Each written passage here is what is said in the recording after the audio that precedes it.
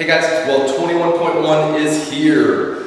We got the workout released last night. If you didn't see it, it's wall walks, it's double unders, it's 1, 3, 6, 9, 15, and 21 for the wall walks. We're adding a 0 to that number, and we're doing double unders each round for that. I think everybody expected, absolutely, we're going to do double unders at some point during the open, during these next 3 weeks. I think the wall walks kind of threw people for a loop, but I think it can come to people's advantages, a lot of people aren't as proficient at handstand push-ups. They're going to really struggle. They may do a lot of singles and have to have a big break between them. I think wall walks are something that can suit people to be able to go well more into the workout than they might have if it was handstand push-ups. And if this is the only workout we have kind of on our hands like this, this could actually be good for a lot of people. So embrace this. I know it's kind of different. I know it may not be what you thought was coming, but here we go. A few tips about the workout as you can kind of get going. Let's start with the wall walks. Obviously the round of 1 and the round of 3, those are going to be pretty basic for a lot of people. We're going to have a lot of people just kind of blow through those super fast. It's 10 double unders, it's 30 double unders. People are going to try to fly out the gate. As with every open workout, I don't know why we're saying it like we don't know it already, but with every open workout, pacing is the key. We gotta pace yourself. Don't sit there, do your first wall walk, hop off, sprint forward the 4 steps to your rope, and start doing double unders, then sprint back. Take a second, catch your breath, and get ready to roll with your double unders, then get ready to roll with your next 3 wall walks. It will pay off in dividends down the stretch, just proper pacing, and just relax through it. When you get to the round of 6 and the round of 9, this is not going to be the hardest part of the workout. That's going to be when you get to the round of 15 and the 21 of the wall walks.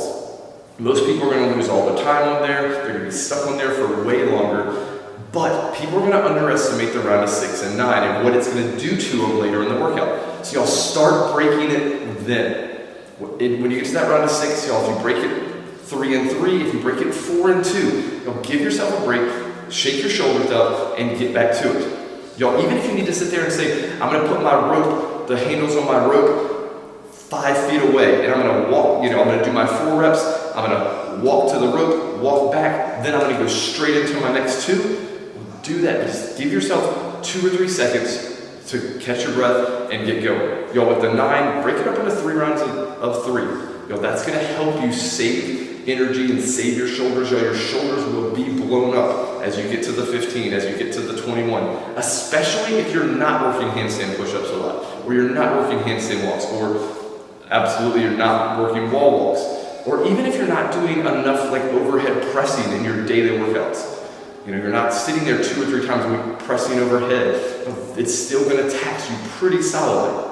So expect that and start from the beginning, pacing yourself and breaking the reps up all the way when you get to that round of 6. When you get to the round of 15 and the round of 21, kind of go in with some kind of a plan. Listen, if you want to try to do rounds of 3 all the way through for the 15 and the 21, that's fine. Do that. If you want to sit there and say, I'm going to try to do, 5 or 6, because I know I can get that because I have the energy, because I've paced myself well, try to do the 5, and then break it up into 3s, break it up into 2s. Heck, if you need to, try to sit there and do rounds of 3 for the first 9 reps, and then those last 6, break it into singles on the round of 15. There's no shame in that. You're still going to be able to get further than if you try to push yourself and you start falling off the wall, or you start collapsing off the wall as you go through.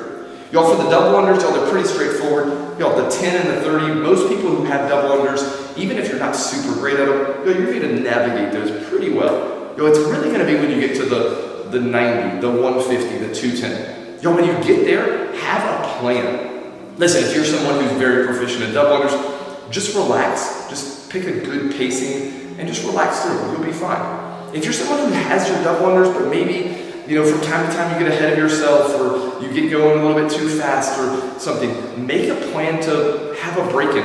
When you're at the 90, do 60 and 30, or 50 and 40. When you're doing the 150, do 80 and 70, or 90 and 60. Have a plan to break them up from the beginning. And even when you're doing the 210, if you need to break it up and do 3 little sets of 70, that's fine. If you get that far and you need to pick it up, you'll be able to sit there and know that you'll have the time left to do that. Guys, the last thing I'll tell you, this workout is going to blow up your shoulders. Like I said, especially if you're not doing a lot of overhead stuff, pressing overhead or handstand work, take the time to really warm your shoulders up well. Go through a whole mobility session, really working your shoulders. Another thing that people are gonna have a little bit of struggle with, some people are gonna start having some lower back tightness. Take some time, do a few yoga poses or something like that, just to stretch out that back and everything, that lower portion of your back. Make sure you're well hydrated. Hydration is a lot of times we start to manifest lower back tightness because we're a little bit dehydrated. And the other thing, get on a rower. Get on a rower for 5 minutes or do a 500-meter row. Not trying to go crazy, just getting some blood flowing into that lower back while you're pulling. It's going to pay off in dividends as you get going in this workout. And even if you have to go through, do a whole bunch of stuff, give yourself 5, 7, 8 minutes before you start the workout, take the time to warm up properly. Guys, I hope these tips help. Crush the workout, have fun with it, and we'll see you for 21.2.